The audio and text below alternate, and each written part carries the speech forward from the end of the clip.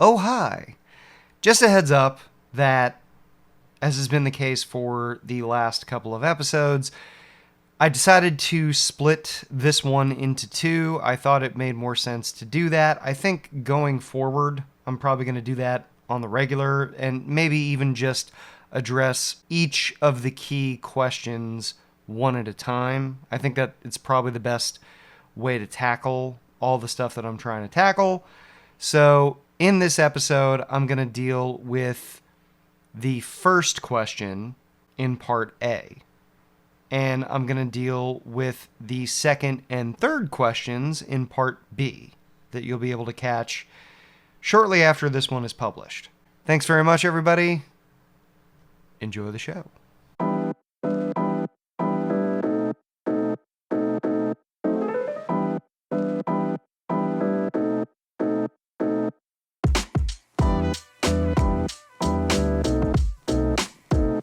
Hey, what's up, everybody? I'm John Miller, and this is How the Hell Did We Get Here, a U.S. history podcast. Thank y'all for tuning in again.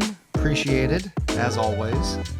So, the last episode, I discussed the evolution of the American colonies in the second half of the 1600s into the early part of the 1700s. We talked about some of the really important events that occurred, including but not limited to the Dominion of New England, to Bacon's Rebellion, and to the increased usage of African slaves in the colonies. If you missed the last episode, I'd recommend that you go check it out because, as always, I'm going to build on the ideas and the information I covered in the last episode in this episode. So you'll be a little more prepared, and I think will make a little bit more sense of what I'm going to talk about in this one if you check out the previous one. And certainly I'd recommend checking them all out because they're all great, right? Anyway, in this episode, I'm going to talk about the stuff that leads up to the revolution. So we're getting pretty close now to the United States as an independent country. And one of the things that I think most of you who may not be super familiar with how the revolution came about, what it really got started because of, and how different people in both the Americas and in Europe reacted to it, is that it seemed at least fairly unlikely a couple of decades before it happened. And that's one of the things I'm going to cover. And then I will talk about the things that eventually made it actually more likely and ultimately led to it happening. Once again, I'm going to give you three big questions to answer that cover what I feel are the most fundamental aspects of this period. And the idea is, again, as always, if you have listened to the episode and absorbed the information that I've covered reasonably well, you should be able to write an essay about this. They're sort of, in my mind, the kinds of questions that you might get on an AP US history test, by way of example. So I will go through those questions, and then I will cover the materials that I am using, the books that I am using to compile the information for this episode. So, first of all, question one: what developments during the 18th century made revolution in the colonies seem unlikely? And that's what I alluded to a few minutes ago. Number two, what were the factors that led to increased disharmony and conflict between Great Britain and the colonies during the 18th century? So obviously some things started to go awry, and we'll get into that. And of course we know because the United States is and has been an independent country for a very long time now. And then finally, number three, how did the French and Indian War alter the relationship between Britain and the North American colonies? And the resources are pretty much the same as they have been for the previous few episodes that I have done. There's, of course, Give Me Liberty, the AP US History textbook. I'm still using information from The Earth and Its Peoples, which is an AP World history book Then there's The Puritans, A Transatlantic History, because the author does get into some of the stuff that creates the foundations of these New England Puritan communities, and that's really important for how all of this unfolds. You'll find eventually that revolutionary sentiment is much greater in some parts of the colonies than in others. It is not uniform throughout the colonies, or even within a colony. It varies a little by geography and by class and by some other factors that we'll get into. I have two books. There's Before the Revolution by Daniel K. Richter, and finally, The American Pageant, which is something I've used for years, and I think generally textbooks are a good place to start for anybody who wants to explore a historical period for the first time. This episode I could basically call the prelude to a revolution. And the first thing I want to talk about is actually the strengthening of the relationship between Britain and the North American colonies, because that happens before things start to go awry between the two sides. Like in a lot of movies, right? There's the sequence of the movie where the guys get closer, or the women get closer, or the group gets closer, and then you see trouble on the horizon. It's kind of like Manny and Tony in Scarface. Things are starting to go well, but you see Manny starting to check out Gina, and, some bad shit is about to go down. So that's kind of where this is. There is, as I mentioned in the previous episode, a difference in the way that people from different regions and different parts of the colonies thought about themselves, and in different classes. The upper classes, they saw themselves as transplanted Englishmen, and they kind of aspired to be from the gentry or the aristocratic class, and just to be a version of that in North America. And they had come to North America for whatever reason. Maybe some of them even had quite humble beginnings. There were ways in which it was a lot easier to prosper and elevate oneself in terms of wealth and class and education in the colonies than was the case in Europe. That's what drew so many people to the colonies. People came to the American colonies for opportunity a lot of the time. The standard of living was much higher in the colonies on average for most people than it was in most all of Europe, certainly throughout the United Kingdom. People lived longer. They had greater access to food. They were likely wealthier than they would be if they had stayed back in Europe. And this was true of people who came over with money, maybe, were not destitute and weren't just escaping poverty. And it was true of people who were escaping poverty. I will say that, of course, anybody who came over with money and who came from the upper classes had a leg up and was in a much better position to succeed than anybody who wasn't. But it was possible to improve one's station in the colonies in a way that was just much, much, much harder to do back in Europe. Many who did prosper in the colonies, or who were from the upper classes to begin with, they sent their sons to be educated in the UK. And this is especially true of landed gentry plantation owners from the South. It was very common for big tobacco plantation owners or rice plantation owners to send their sons to be educated at some of the best schools in England or Wales or Scotland or wherever, or, occasionally some other parts of Europe.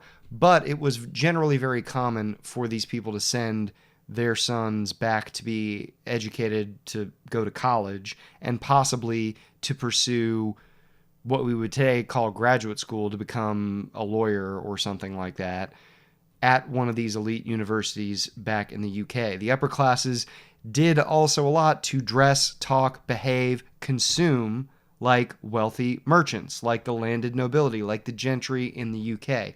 Many colonists had patriotic impulses and notions of being just as English or British as anyone back in the UK. So the ties are, for a lot of these reasons, pretty strong back to the UK. The War of the League of Augsburg, what is known as King William's War in the colonies, and that's a pattern that I think is important to understand. There are these wars that take place in Europe that cast a shadow, if not lead to out-and-out conflict in the European colonies in the New World. There are these wars that happen in Europe that have an effect on the European colonies in the New World, and typically the war has one name in Europe and another name in the Western Hemisphere. And that makes things kind of confusing. So in this case, King William's War was what it was called in the Western Hemisphere, and back in Europe it was called the War of the League of Augsburg, and that happened from 1688 to 1697, so it's just after the Glorious Revolution and in the years that follow. It's also called the 9 Years' War. There is additionally, after that, what is known as the War of the Spanish Succession. From 1701 to 1714, that is referred to as Queen Anne's War, and ends a little bit earlier and starts a little bit later in the colonies. It's in the colonies, there's fighting from 1702 to 1713. In Europe, it's 1701 to 1714. Those wars created a greater bond or sense of patriotism for a lot of the colonists in British North America, because that's generally what wars do, right? I mean, think about like every American conflict that we've had. In most instances, there is, at least at the outset, a surge of patriotism. If you're a millennial, Gen Z, whatever, Gen Z, you probably don't remember the Afghan or Iraq wars. I was in college at the time, and certainly people were waving flags a lot more. There was a lot more patriotism in the air and so forth. At the beginning of Vietnam, that was definitely the case. During the first Gulf War, which is actually in between, the first Gulf War is like 1990-91. At all those times, people start feeling more patriotic because there's a sense that there's a conflict, the nation's under threat, people are under threat, and they rally around the flag. That's the expression. That is certainly the case with a lot of the colonists, as the War of the Austrian Succession / King William's War and the War of the Spanish Succession / Queen Anne's War are going on in Europe. The wars, though, in the colonies don't have these sort of big pitched battles of one state army going against another state army, which happened all over the place in Europe, or one big naval force fighting another naval force.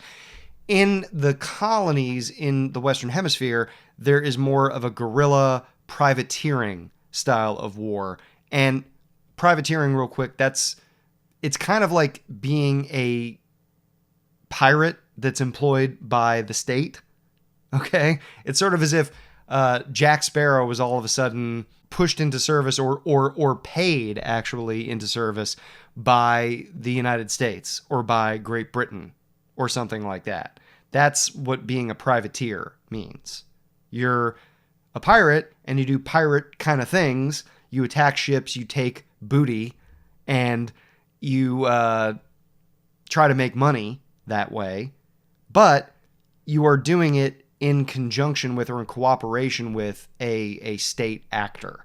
And privateering is quite common throughout the 18th, 19th, and even into the 20th centuries. That's something that is very low cost for a lot of governments, because they're really just given an okay for pirates to do their thing on behalf of the country. And just, hey, make sure you don't attack. Britain, for instance, would say, hey, you privateers we're hiring, or we're okaying for you to do your thing. Go ahead and do your thing. We'll back you up if we need to, but don't attack our ships. Okay? And then it's all good. You can do whatever you want to. Take all the booty that you would like to take. There's not regular British and French forces. By regular, I mean actual armies that wear the colors and are commanded by generals and captains and majors and colonels or whatever in the official British and French, let's say, armies. But there are private soldiers and soldiers of fortune, mercenaries effectively, that are employed by the different sides. And that's what you see in the Western Hemisphere, North America, and the Caribbean, and so forth. There are, I should say, raids in like Deerfield. There's a very famous raid in Schenectady, New York. There's a very famous raid that affect the colonists in a way that scares them and does some real damage. There's also, I mentioned the Navigation Acts in the previous episode, the Navigation Act of 1696, which is actually one of the later ones. The first of those was put into place during Cromwell's reign. I mean, a little before he kind of officially became the guy in 1653, but in 1651, the first of the Navigation Acts is put in place. This one in 1696 strengthened the existing Navigation Acts, gave Britain great control over the Atlantic commerce through fines, vice admiralty courts, which are these tribunals that go after people who violate the Navigation Acts, who don't trade within the confinement created by the Navigation Acts. Because remember that the Navigation Acts are designed to enforce mercantilism. They exist to make sure that colonists are trading as much as possible only with the British, because that whole system benefits Great Britain.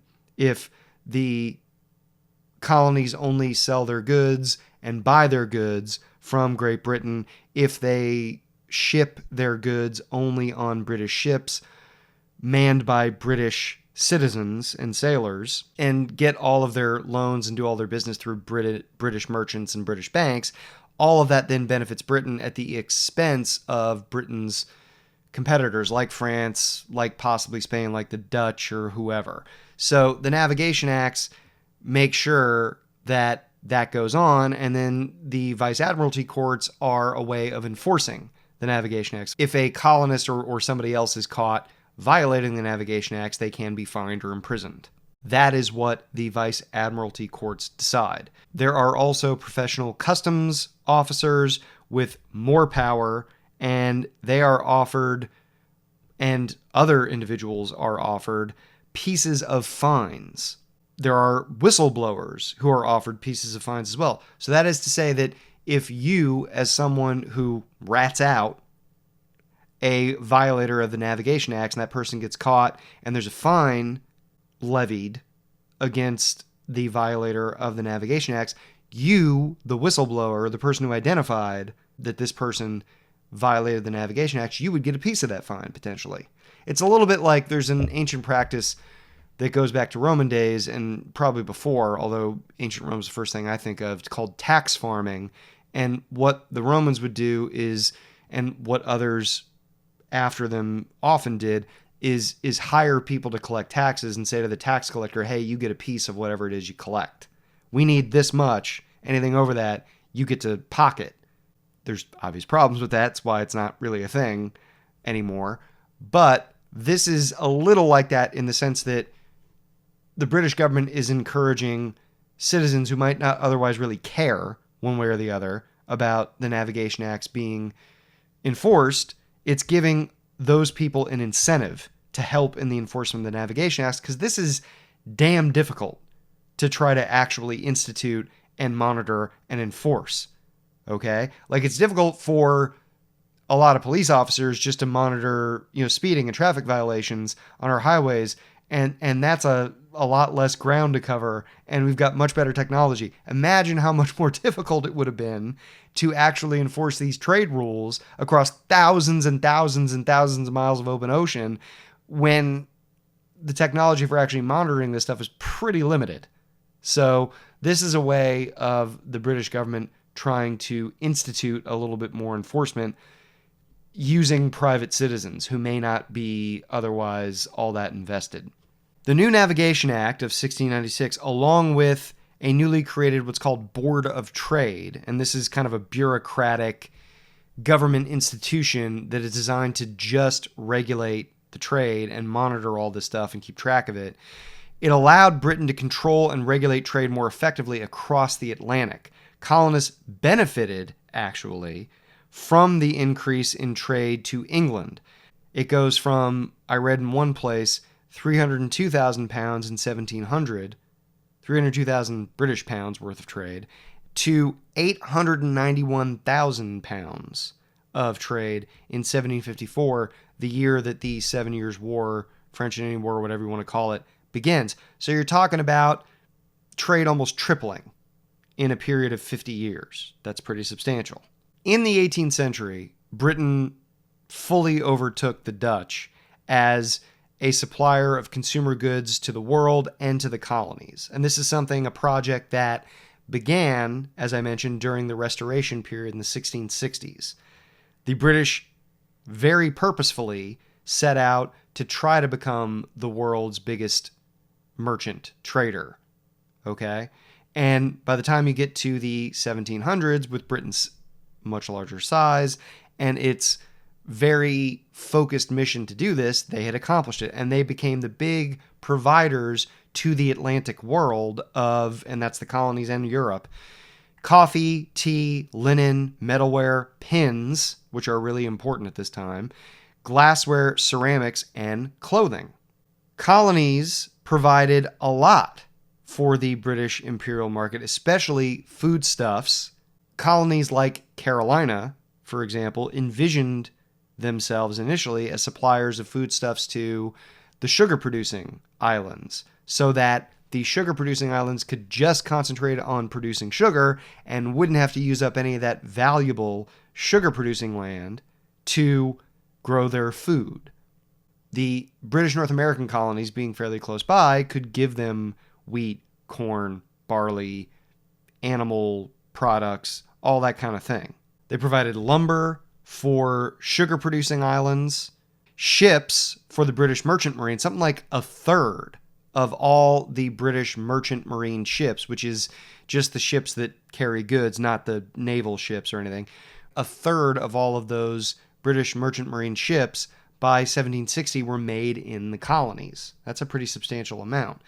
And 8 of the colonies were at least nominally under the control of royal governors by 1752. So that's yet another thing that really ties the British government and the American colonists closer together, because the British government, the royal governors, they answer directly to the British government, and they are directly in charge of these colonies. Maryland, Pennsylvania, Delaware, they were proprietary colonies. Rhode Island, Connecticut, they elected their own governors, but many of the remaining colonies had royal governors, even some of the big important ones, like Virginia. North Carolina and South Carolina belatedly came under royal authority after what's called the Tuscarora War of 1711 to 1715 and the Yamasee War of 1715 to 1717. Those are wars with Native Americans, and this is at a time in the early 1700s when the population of both North and South Carolina is very small, and as much as in particular in North Carolina, they're interested in their independence. Remember, I've said they're we're not so fond of wealthy people in authority colony. Fuck them rich people. They were more afraid of the threat of Native Americans than they were of the overreach of authority of the British. So North Carolina and South Carolina agreed to become royal colonies. Georgia, as I mentioned, was the last colony founded, and that wasn't until 1733. And it was founded with funding from Parliament. It's the only colony that ever got funding granted from Parliament. That is a sign, I think, of this closer relationship between the colonies and Britain. And they are, in many ways, seeing their interests as intertwined. I think probably the clearest conclusion one could draw from the things I just discussed is that certain people in the British North American colonies were becoming much closer to Britain, and certain people were becoming less close to Britain and were developing an identity that was something other than British or other than English. And that varies a little bit depending on who it is you're talking about, what class, what area of the colonies you're talking about, and where those people may have come from, or what their ethnicity or religion or gender or national origin, geographic origin may have been. I do think it's helpful, though, to take a moment and just explain why some people in the colonies would have found and did find the relationship between the colonies and Great Britain really advantageous. There are a lot of, I think, pretty cogent reasons for people in the colonies to like being attached to Great Britain. So, Britain, first of all, was a military, naval, commercial superpower by 1700. The fiscal military state that I have discussed in a couple of different episodes earlier powered the military and the commercial machine. As Britain's military capacity grew, as its naval capacity grew, so did its commercial capacity. And that was a really great thing for a lot of colonists to be a part of. This great big economy that was one of the world's biggest and best at that time. I say superpower, and I should clarify a little bit, and because I think that, again, with our modern perspective, that can mean something a little different to some people who are listening, maybe to a lot of people who are listening. When we think of the United States and the Soviet Union as superpowers throughout the second half of the 20th century, when we think about where the United States is currently and has been basically since the 1950s, 60s, I don't think Britain was a superpower on that level. The United States today, one could easily argue, is and has been for a few generations now, the most powerful nation state, the wealthiest nation state that has ever existed on the face of the planet. If the United States today is Superman, Britain back in the 1700s was more like Batman. Formidable, but not Superman. Okay? So it was a good thing for a lot of colonists to be a part of. The British state was increasingly strong in the 1700s after growing ties between the wealthy British in Britain, whether that's the merchant class or the aristocrats, the landowning classes, formerly of the feudal nobility, basically, and the monarchy. They came closer together in some ways through institutions like the Bank of England, which is a really significant step in the direction of modern economics for Britain. The Bank of England was a bank that helped finance a lot of state endeavors. It's one of the kind of early examples of a central bank, which is a really big deal. Every well-developed country, I think, in the modern world now has some kind of a central banking system. So Britain is one of the first countries in the world to get on top of this, and it really is advantageous for the way that both the government and the economy of Britain evolves. In addition to the advantages already mentioned, there is the Royal Navy, which, if you are a merchant or someone that is taking part in transatlantic or even local Atlantic trade, having the Royal Navy watch your back is a pretty valuable asset. And the Royal Navy is, hands down, the most powerful navy in the world at this time, certainly in the Atlantic Ocean. And that provides a lot of peace of mind for investors, for merchants, for anybody that is doing any kind of business in which piracy might be a problem or rival countries might be an issue. So that's a real advantage for the colonists as well. There is also the protection of land claims by the British Army and Navy. This is the time when the colonists are moving very kind of gradually at this point compared to what would happen in the later 1700s and the 1800s when the United States becomes independent, but nevertheless moving westward and encroaching on Native American lands. And you better believe that that caused a lot of conflict and made the colonists vulnerable at that time to native reprisals for taking their land without, in a lot of cases, actually negotiating for it in any way, or certainly at least negotiating in good faith. So having the British military, the Navy, and the Army there to back them up was a major advantage from the colonial point of view. There's also the fact that Britain, as an expanding commercial power, is advancing the opportunities of colonial merchants, colonial bankers, colonial farmers by expanding the number of business opportunities they have within the growing empire. There are all these different pieces of the British Empire that are being added in the Atlantic world, in the Indian Ocean, in Africa on at least a limited scale at this point. And all that means more places for the colonists to do business, to sell their wares, to invest, to do all kinds of things that if they were on the outside of the British Empire, they wouldn't have those sorts of opportunities. The commercial revolution, as it is often called, of the 18th century meant that living standards improved dramatically. I've already discussed this a little bit in the previous episode, but the standard of living of people in Britain definitely was elevated from where it had been in the 17th, 16th centuries and before. And I've read in a number of places where British North America had perhaps the highest standard of living of anywhere on the planet. Think about that for a minute. That people in British North America have a higher life expectancy, greater access to food, greater wealth by different measures than any other place in the world. If you are a person in one of those colonies, maybe you don't want to rock the boat and disrupt things, right? Maybe you just want to kind of let things go as they were. Not everybody feels the same about that, but certainly there are a lot of colonists who do.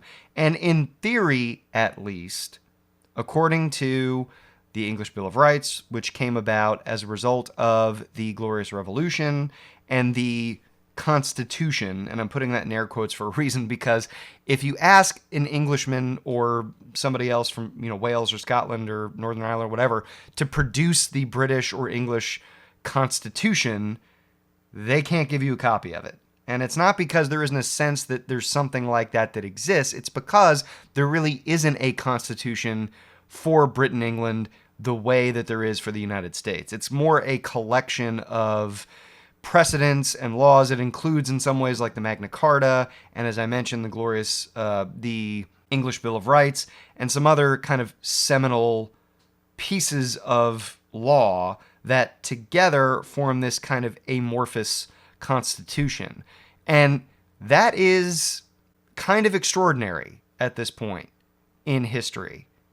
Really, not even kind of extraordinary. It's extraordinary because there aren't a lot of people roaming the surface of the earth in the 1700s that have real protections from their government in a way that English people are supposed to. Now, those protections aren't always honored, as we will see, but they do exist on paper, at least, in a way, and in theory. And that is meaningful to a lot of these colonists. They take it very seriously, which leads me directly into the next point that I want to make, which is that the Enlightenment, and I would define the Enlightenment as an intellectual, philosophical movement that takes place roughly between the Glorious Revolution of 1688 to about 1690, up to the French Revolution. I think of the Enlightenment as ending with the beginning of the French Revolution, beginning with the beginning of the Glorious Revolution. It will be a little bit different depending on which historians you read or where you look up what the Enlightenment was, but generally, it's going to be an intellectual, philosophical movement that focuses on government, society, and the way that people are living their lives and what government is supposed to be and how it is supposed to operate in the mostly 1700s. I think there is pretty universal agreement on that. And the Enlightenment talks a lot about the way government should behave and why they are constituted and what it is that people should expect from their governments. And in the colonies, I would say the Enlightenment has particular importance and value because from the get-go, as we've discussed with the Mayflower Compact, with the fundamental orders and other forms of constitutional kinds of government, people are being given in the colonies political rights that they may never have had. And yes, it is only white men, really. Okay, that's a limiting factor. But that's still more than what they would see in a lot of places in Europe for decades, if not centuries, depending on which part of Europe you mean. And in other parts of the world, even longer. So it's a big deal. Many, in particular, of the well-educated, and even a lot of the middle class and working class, because literacy is far greater in a lot of places in the colonies than it was in just about any other part of the world. So this is meaningful even to people that don't necessarily have money, because education and money are very closely tied together in the pre-industrial world, and even in the early industrial world. If you were to have an education, you kind of had to have money, because universal public education is not a thing that is embraced in many parts of the world until they at least become largely industrialized. To be educated is kind of a luxury. And that is something that is not necessarily the case in British North America. Back to my original point, many of the well-educated elites embraced what they called Republican virtue and republicanism. And I'll explain that when I say republicanism, I mean representative government, essentially, right? Representative democracy. If you were to define what a republic is, it's generally speaking a representative democracy. You vote for people who then represent you in a government that you have chosen. That is the essence of a republic. And Republican virtue is this notion that for a republic to work, you need people who are educated, who are moral and ethical, who are virtuous in the sense that they don't exclusively look out for their own interests, that they look out for the interest of the community, of the state, of the nation, whatever it is you want to call the larger polity. That is Republican virtue, and those ideas, Republican virtue and republicanism, are guiding principles for the colonies at this point, and as of course we will see, the early republic of the United States of America. Many of the same people from this class, and a lot of others, also embrace what is called at the time liberalism. And obviously that word liberal has connotations that are very powerful for all kinds of people in the world today and in the United States in particular. But when I am talking about liberalism, I do not mean it in the modern sense of someone who is politically left of center, or perhaps quite left of center. Okay? What I mean is classical liberalism. The idea that, as was espoused by a lot of Enlightenment thinkers, people have what these thinkers called natural rights. The idea that by virtue of being a human being, you have certain rights. Probably the most common way it was defined was by John Locke: life, liberty, and property being those natural rights. And the whole point of government is to ensure those natural rights. Government exists to protect one's life, one's liberty, one's property from arbitrarily being taken away. That's why we form governments, according to guys like Locke and a lot of other Enlightenment figures. That is what liberalism is, and liberalism and republicanism really overlapped, reinforced one another for a lot of these colonists who were politically minded, engaged in Enlightenment thought, and even amongst a lot of just common average people. Many of the literate middle and working classes, like I said, also cherish these ideas. The broad buy-in made it awful difficult for people in authority, whether it's colonial governors or whether it's heads of church organizations, of churches, or whether it's the British government in its various capacities, to just arbitrarily yank the rug of liberty and natural rights out from under people. Okay? That creates a spirit in which people in the colonies, throughout the colonies, and it varies a little bit again depending on which colony you're talking about, which group of people you're talking about, but it is kind of a shared sentiment amongst many colonists that they came to the British North American colonies to have greater freedom, to be able to do what they wanted, to better their economic situations. And it is the absence of interference by people in authority that has allowed them to do that to some extent. Because the state in the places where they came from, the governments in the places where they came from, had a lot of arbitrary authority at this time and could sort of do to citizens kind of whatever it felt. And a lot of these people who have come to the colonies associate their prosperity, their high standard of living, with this notion that the government has gotten the fuck out of the way. And to some extent, there's truth to that. That kind of strain of thought is really persistent in America today. There's this notion, there's just a general distrust of government and institutions that is peppered throughout American history that I'm going to come back to a number of times. And it kind of stems from this period, from the colonial days. It's been around for a long time. It's kind of embedded in the core of, I would say, American political culture. The rights of Englishmen is perceived as granted to the colonists, the same as it would be to people in England or Wales or Scotland or Ireland. And the colonists thought of themselves and their governments as equal to Britain, not inferior, which is, when you really sort of look at the mercantile system, the system of mercantilism, there is kind of an inferiority, at least implied, I think. And the whole notion of colonies versus the mother country, there is kind of, if it's not explicitly stated, it is at least implied that there is this superior and inferior relationship between the mother country and the colonies. But that is not how the colonists saw it, and that becomes very, very important for the things that we are going to talk about in this episode and in the next few episodes. The colonies embraced democracy, too, in a way that the British government didn't. There were often property requirements, sure, to be able to vote, and even higher requirements for the ability to hold public office, whether that is as a mayor or as a councilman, certainly as a governor. But a lot more people, a much larger share of the population as a whole, participated in politics on some level in the colonies than was the case in Great Britain or, certainly most of Europe, right? And the colonists embraced all this. It became really kind of central to their identity, their view of themselves. And you kind of, I think, probably see where this is going, right?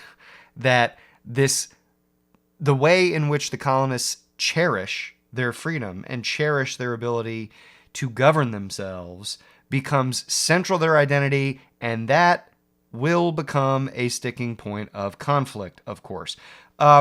That all said, there is definitely still this notion of class, and that people who hold office, thus the sort of higher property requirements, they are the betters of most in the community. They're the people who have greater wealth and prosperity. They are the people, the office holders, who maybe come from more well-established families, who are descendants of aristocrats, perhaps, of bankers, of merchants, whatever. And that is, in large part, accepted. Not by everybody. And again, you never want to totally generalize about a population of thousands, hundreds of thousands, millions of people. But I think we can say that there is more of an acceptance of the idea that there are betters, superiors, if you will, in a society that should run things in the colonial period. Certainly more so than we have now in the United States. So there are greater political rights for people in the colonies than in England. White dudes still dominate stuff, okay? Women have almost no political rights. There are, to some extent, greater property rights for women in the colonies than in the UK or in most other parts of Europe. But generally speaking, women have very little in the way of political rights, maybe better circumstances in terms of property rights, but they still are definitely the political, legal inferiors of men. And certainly Native Americans and slaves, or even, free black people, as we already discussed in the previous episode, there were laws put into place that spoke specifically to race, whether somebody was a free black person or not. So this is an issue that begins even before serious discussion of abolition. White men definitely held the vast majority of the important offices. They were the vast majority of the wealthy, influential individuals, and they voted at a much greater level than any other group of non-white men. So, and elites, in general, wealthier people, still controlled much of the governments and the economies in most colonies. There is what is sometimes referred to in Virginia and in South Carolina, where the wealthy landholders are the bigwigs, okay? The big plantation owners. In the case of Virginia, tobacco plantations, in South Carolina, the rice plantations. There is something called a cousinocracy, I've seen referred to in a few places. And that is this notion that all of these big landholders are kind of distantly, kind of not necessarily related to each other. Okay? There are certain great families that really dominate the governments and the economies of certain colonies, most notably in the southern colonies with the big plantation holders. However, there are definitely wealthy merchant families that have a great deal of influence in Massachusetts, in Pennsylvania, in New York. And New York, a little bit more aristocratic for a variety of reasons than some of the other middle or New England colonies. Religion. Obviously, religion is very important to the colony's identity. I've discussed ad nauseum almost at this point how religion provided a big motivation for a lot of people to come to British North America at all, right? Certainly the New England colonies, it is almost impossible to separate their founding from the calls for religious liberty. I should mention a few different things, though, that have developed by the time we get to the mid-1700s in both the UK and the colonies, because it's important to understand where they both are at this time. Britain, by the time you get to 1750, let's call it, was pretty religiously homogenous. And what I mean by that is that almost everybody was a member of the Church of England. Either they had converted willingly and really embraced the Church of England and become Anglican, or they were at least pretending to be. You know, most dissenters had either left England for British North America or for other parts of Europe, or they had just said, fine, I'll convert already. And maybe their hearts weren't really in it. Maybe they even had private mass or something on their own. But at least publicly, they were Anglicans. Something close to 95%, according to the data that is available, of England, at least, was Anglican. Scotland, it's a little bit different. Wales, a little bit different. Ireland, it's definitely different. But in England, it's pretty homogenous.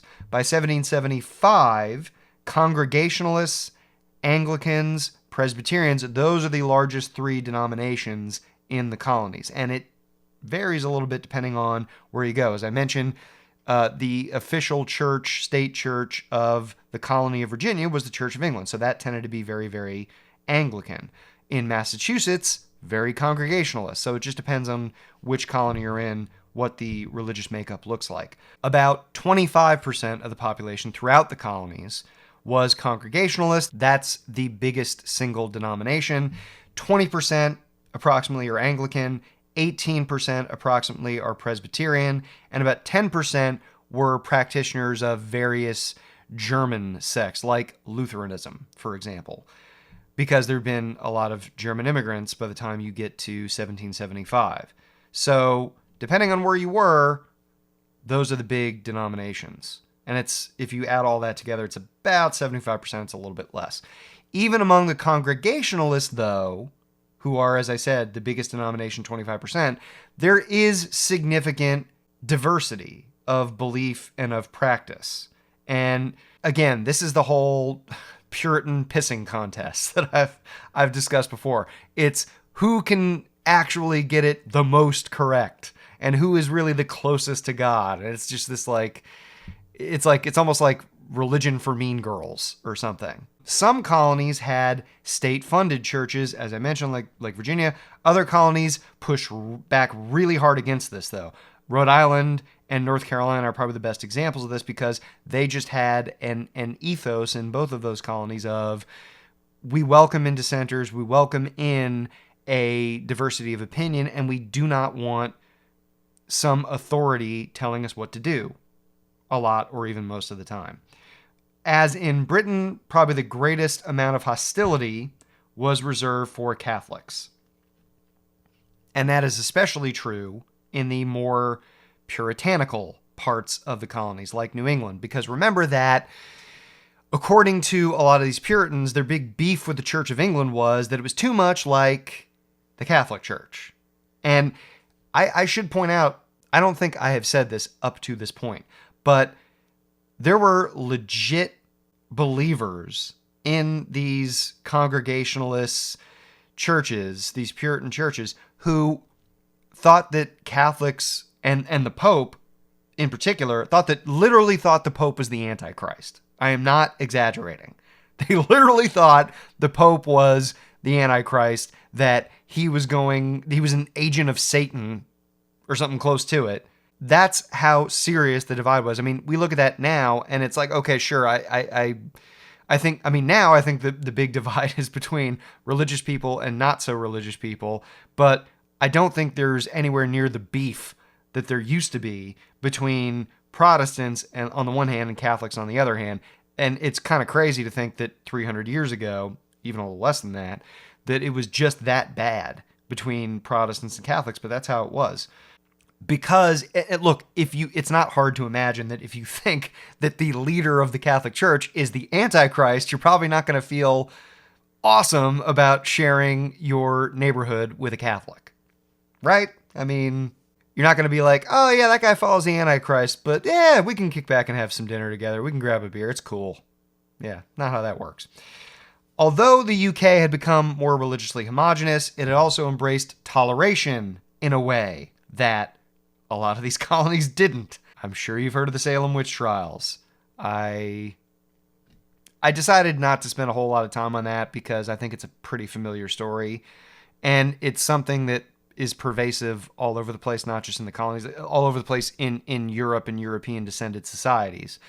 But it is, I think, valuable to understand that was, at the source of that was religious hysteria. And it is indicative of just how divisive these religious differences could be. Meanwhile, I think in Europe, my pet theory has always kind of been that Europe went through so much religious conflict in the 15, 16, 1700s that they kind of just got exhausted by it to some extent. And everybody just sort of agreed to call a truce. Now, that's oversimplifying things.